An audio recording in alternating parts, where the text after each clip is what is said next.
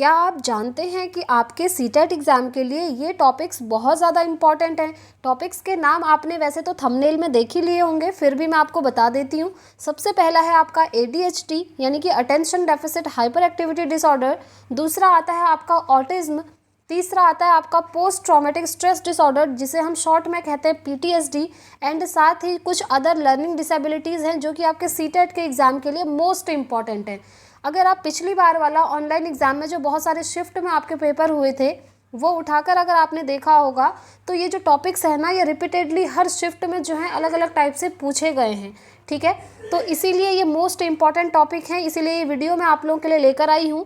तो वीडियो को friends and तक देखिएगा, स्किप मत करिएगा। और अगर चैनल पर नए हैं तो चैनल को सब्सक्राइब कर लीजिएगा, क्योंकि यहाँ से आपको इसी तरह की इम्पॉर्टेंट वीडियोज़ मिलती रहती हैं। ठीक है, तो चलिए स्टार्ट करते हैं आज का video. Hello everyone, my name is Nikita Chaturvedi और आज स्टार्ट करेंगे हम सीटेट का क्लास 18 और इसके अंदर हम कुछ इम्पॉर्टेंट टर्म्स डिस्कस करेंगे। तो चलिए स्टार्ट करते हैं। तो देखिए, सबसे पहले ADHD को डिस्कस करेंगे। ADHD से क्वेश्चन किस तरह के बनते हैं वो मैं आपको बताती हूँ। ADHD का फुल फॉर्म सबसे ज़्यादा इम्पॉर्टेंट है। इसका फुल फॉर्म आपको फुल फॉर्म पता होना चाहिए, तब जा कर के आप सीटेट के एग्ज़ाम में उन ऑप्शंस में से करेक्ट ऑप्शन को चूज़ कर पाएंगे, राइट। तो ADHD का फुल फॉर्म होता है friends attention deficit hyper activity disorder. जैसा कि आपने इसका फुल फॉर्म देखा, फुल फॉर्म से ही आप लोगों को पता चल गया होगा कि ये चीज़ होती क्या है। तो देखिए, ये एक तरह का डिसऑर्डर पाया जाता है बच्चों के अंदर, एक तरह का विकार आप कह सकते हैं या फिर अक्षमता कह सकते हैं। ठीक है, तो देखिए ये होता क्या है, लेक ऑफ स्टेबिलिटी यानी कि स्थिरता की कमी होती है बच्चों के अंदर। साथ ही बच्चों में जो अटेंशन पावर होती है वो भी बहुत ज़्यादा कम होती है। ठीक है, और हम कह सकते हैं इम्पेशेंस। कहने का मतलब है, अगर टोटल हम मिलाकर देखें तो ADHD एक ऐसा अधिगम विकार होता है जिसमें बच्चा एक जगह पर ज़्यादा देर तक अटेंटिव होकर के नहीं बैठ सकता, यानी कि उसके अंदर स्टेबिलिटी की कमी है, एक जगह पर ज़्यादा देर तक वो ध्यान नहीं लगा सकता है। ठीक है, हद से ज़्यादा वो एक्टिविटीज़ करने लगता है, ये भी आपको ध्यान रखना है।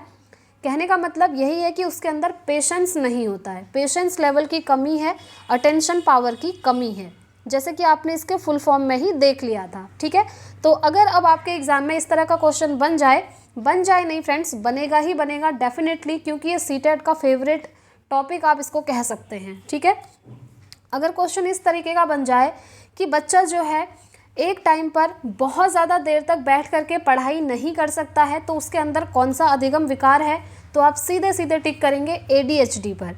ठीक है, तो आई होप आप लोग ADHD को समझ गए होंगे। चलिए अब हम नेक्स्ट टॉपिक डिस्कस कर लेते हैं। नेक्स्ट है आपका ऑटिज्म। ऑटिज्म को हिंदी में बोला जाता है फ्रेंड्स स्वलीनता। ठीक है, क्या बोला जाता है? स्वलीनता। अब देखिए, ये जो मैंने आप लोगों को मैं पढ़ा रही हूँ, यहाँ पर इस चीज़ से मतलब नहीं है कि जो इंग्लिश मीडियम के स्टूडेंट्स हैं उनको समझ नहीं आएगा या फिर जो हिंदी मीडियम के हैं उनको समझ नहीं आएगा, ऐसा कुछ नहीं है। ठीक है, सिंपल लैंग्वेज में मैंने लिखा है, हिंदी इंग्लिश दोनों ही आप देख सकते हैं। तो ऑटिज्म और हिंदी में बोलेंगे स्वलीनता। तो देखिए ये क्या होता है, social and communication skill impaired. ठीक है, सोशल एंड कम्युनिकेशन स्किल मतलब सामाजिक एवं संप्रेषण कौशल। बच्चे सोशल नहीं होते हैं और बच्चे जो हैं एक किसी के साथ भी आई कांटेक्ट नहीं बना पाते हैं। कहने का मतलब है ऑटिज्म एक तरह का ऐसा अधिगम विकार है जिसमें बच्चा बिल्कुल भी सोशल नहीं होता, वो सोसाइटी में समाज में जाना पसंद नहीं करता, वो लोगों से बातचीत करना पसंद नहीं करता, वो जो है खुद में अकेले रहना ही अच्छा लगता है उसको। ठीक है, वो खुद में अकेले रहना पसंद करता है, खुद में लीन रहना पसंद करता है, दूसरों से उसको कोई मतलब नहीं है, समाज में उसे जाने से मतलब नहीं है, बात करने से मतलब नहीं है।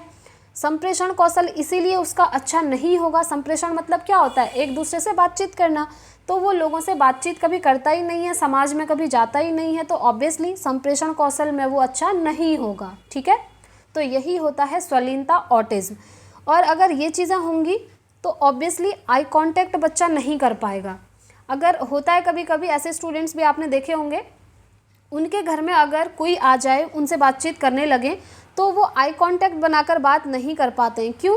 क्योंकि उनके अंदर ऑटिज्म है, यानी कि वो ज़्यादा सोशल नहीं होते हैं और लोगों से कम्युनिकेट नहीं कर पाते हैं, इसीलिए वो जो है लोगों के साथ आई कांटेक्ट भी नहीं बना पाते हैं। ठीक है, तो इसी को हम बोलते हैं फ्रेंड्स ऑटिज्म। आई होप ये टॉपिक भी आप लोग समझ गए होंगे। छोटे छोटे से टॉपिक्स हैं, आपको लग रहा होगा ये तो छोटे से टॉपिक्स हैं, क्या ही इंपॉर्टेंट हैं, बट मैं आपको बताती हूँ फ्रेंड्स, मैंने भी सीटेट का एग्ज़ाम दिया है। फर्स्ट टाइम जब ऑनलाइन एग्ज़ाम हुआ था तो मेरे सीटेट के दोनों पेपर क्वालिफाई हैं। तो अभी भी जब आपका एग्ज़ाम होगा ना, आप भी देखेंगे अलग अलग शिफ्ट में यही छोटे छोटे टॉपिक्स आपके 2 से 3 मार्क्स लेकर के आएंगे। आप देखिएगा, आप बस वीडियो को ध्यान से देखिए और ध्यान से सुनिए, क्योंकि छोटे से टॉपिक्स हैं और आपको समझ भी आ जाएंगे। और ये जो PDF है, हर वीडियो की तरह इसका PDF मैं आपको थोड़ी देर बाद टेलीग्राम पर शेयर कर दूँगी, ठीक है। तो अगर अभी तक आप लोगों ने टेलीग्राम ज्वाइन नहीं किया तो उसे ज़रूर ज्वाइन कर लीजिए, क्योंकि वहाँ पर मैंने आपको बहुत सारे नोट्स PDF फॉर्मेट में एकदम फ्री ऑफ कॉस्ट भेजे हुए हैं, ठीक है। चलिए अब हम नेक्स्ट टॉपिक डिस्कस करेंगे, जो है PTSD। फुल फॉर्म सबसे ज़्यादा इंपॉर्टेंट है, याद रखिएगा। PTSD का फुल फॉर्म होता है पोस्ट ट्रॉमेटिक स्ट्रेस डिसऑर्डर। नाम से ही क्लियर हो गया, पोस्ट ट्रॉमेटिक स्ट्रेस डिसऑर्डर। चलिए इसे समझते हैं। किसी घटना के बाद शरीर के किसी हिस्से में विकार उत्पन्न होना, ठीक है। सबसे पहले आप याद रखेंगे, जो PTSD होता है ना, ये बचपन से होने वाला विकार नहीं है। बचपन से बच्चे के अंदर ये विकार नहीं होता है, यानी कि जन्म से नहीं होता है। जन्म लेने के बाद जब बच्चे के साथ कोई इंसिडेंट हो गया या फिर कोई घटना हो गई, घटना होने के बाद अगर उसके शरीर के किसी हिस्से में उसको क्षति पहुंचती है या विकार उत्पन्न होता है, तो उसको बोला जाता है पोस्ट ट्रॉमेटिक स्ट्रेस डिसऑर्डर। जैसा कि नाम से ही क्लियर है, पोस्ट यानी कि बाद में, ट्रॉमेटिक जब कोई ट्रॉमा होता है, बच्चा किसी ट्रॉमा से गुजरता है यानी कि किसी घटना से गुजरता है, तो उसके बाद होने वाला जो विकार है उसको बोला जाता है आपका PTSD, ठीक है। आई होप आप लोग ये समझ गए होंगे। चलिए अब हम कुछ और अधिगम विकार डिस्कस करेंगे, जो कि बहुत ज़्यादा इंपॉर्टेंट है। अब देखिए, ये जो टॉपिक है ना, आपके CDP में ही नहीं बल्कि हर सब्जेक्ट की पेडागोजी में आएंगे काम। ये चीज़ आप नोट कर लीजिएगा। आप इंग्लिश पेडागोजी देखिए, Hindi pedagogy, maths pedagogy, even CDP में तो है ही है, आप जानते ही हैं। तो ये हर सब्जेक्ट के लिए बहुत ज़्यादा इंपॉर्टेंट है। और आप जानते हैं, अगर आपने पेडागोजी में अच्छा स्कोर कर लिया ना फ्रेंड्स, तो आप आराम से सीटेट क्वालिफाई कर जाएंगे, ठीक है। इसीलिए टॉपिक्स आपको पढ़ने बहुत ज़रूरी हैं। चलिए समझते हैं। नेक्स्ट अधिगम विकार है, यानी कि नेक्स्ट लर्निंग डिसेबिलिटी है आपका डिसलेक्सिया। अब देखिए, जो डिसलेक्सिया है इसको हिंदी में बोला जाता है पठन वैकल्य। इसमें क्या होता है कि बच्चे को पढ़ने में समस्या आती है। आपसे क्वेश्चन इस तरीके से आएगा, जब किसी बच्चे को पढ़ने में समस्या आती है तो उसके अंदर कौन सा अधिगम विकार है, तो आप कहेंगे डिसलेक्सिया, ठीक है, यानी कि पठन वैकल्य। फॉर एग्जाम्पल से समझिए, टीचर ने ब्लैक बोर्ड पर 9 लिखा और स्टूडेंट उसको 6 रीड कर रहा है, ठीक है, 6 पढ़ रहा है। क्यों? क्योंकि बच्चे को पढ़ने में प्रॉब्लम आती है। टीचर ने लिखा वॉज और बच्चा उसको पढ़ रहा है 100। टीचर ने लिखा 12, बच्चा उसको पढ़ रहा है 21। तो इस तरीके से जब बच्चे को पढ़ने में प्रॉब्लम आती है तो उसको बोला जाता है डिसलेक्सिया, यानी कि पठन वैकल्य। और इसको हम रीडिंग डिसऑर्डर भी कहते हैं, ये भी आप ध्यान रखेंगे, ठीक है। चलिए नेक्स्ट समझते हैं। डिसग्राफिया क्या होता है। देखिए, डिसग्राफिया को हम हिंदी में बोलते हैं लेखन वैकल्य।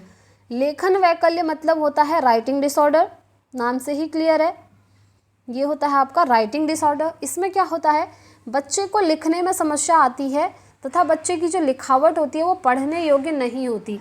अब देखिए, यहाँ पर बच्चे को लिखने में प्रॉब्लम आती है और उसकी जो राइटिंग है ना वो अच्छी नहीं होती है और पढ़ने योग्य नहीं होती है। और अगर राइटिंग ही उसकी समझ में नहीं आएगी किसी को, तो वो एग्ज़ाम में अच्छा स्कोर भी नहीं कर पाएगा। ऑब्वियसली ये चीज़ तो आप भी समझ सकते हैं, है ना। तो बच्चा एग्ज़ाम में भी अच्छा स्कोर नहीं कर पाएगा। इसीलिए इसको हम बोलते हैं लेखन वैकल्य डिसग्राफिया, जब बच्चे को लिखने में कोई प्रॉब्लम आती है और बच्चे की जो लिखावट है वो पढ़ने योग्य नहीं होती है, ठीक है। ये हो गया आपका राइटिंग डिसऑर्डर। चलिए नेक्स्ट समझेंगे। नेक्स्ट आपका डिसकैलकुलिया। डिसकैलकुलिया को हम हिंदी में बोलते हैं फ्रेंड्स गुणज वैकल्य। आप याद रखेंगे, मेनली ये जो डिसकैलकुलिया होता है मैथमेटिक्स में होता है। वो क्यों होता है अब आप समझेंगे। बच्चे को मैथ में गणना करने में समस्या आती है, ठीक है। अब देखिए, बच्चे को कैलकुलेशन करने में प्रॉब्लम आ रही है, कैलकुलेशन प्रॉब्लम, गणना करने में समस्या आ रही है। और जो गणना होती है यानी कि कैलकुलेशन होती है वो सबसे ज़्यादा मैथ सब्जेक्ट में ही होती है। इसलिए अब आप लोग समझ गए होंगे कि ये जो डिसकैलकुलिया है इसके अंदर यही होता है कि बच्चे को गणना करने में प्रॉब्लम आती है, कैलकुलेशन में प्रॉब्लम आती है, और ये मेनली आपका मैथमेटिक्स सब्जेक्ट में होता है, ठीक हो गया। तो ये सारे टॉपिक्स मैंने आपको बता दिए। इनका PDF थोड़ी देर में आपको टेलीग्राम पर मिल जाएगा, थोड़ी देर वेट कीजिएगा। आई होप आपको सारी चीज़ें समझ में आ गई होंगी। वीडियो पसंद आए तो प्लीज़ वीडियो को लाइक एंड शेयर कीजिएगा, और अगर चैनल पर नए हैं तो चैनल को ज़रूर सब्सक्राइब कर लीजिएगा। और फ्रेंड्स, जो थ्योरी की क्लासेस हैं उनकी प्लेलिस्ट बनाई है, प्लेलिस्ट का लिंक आपको कमेंट बॉक्स और डिस्क्रिप्शन बॉक्स में मिल जाएगा, वहाँ जाकर आप लोग उन वीडियोज़ को देख सकते हैं। ठीक है, तो मिलते हैं अब नेक्स्ट वीडियो में। तब तक के लिए thank you, bye bye, take care, all the very best.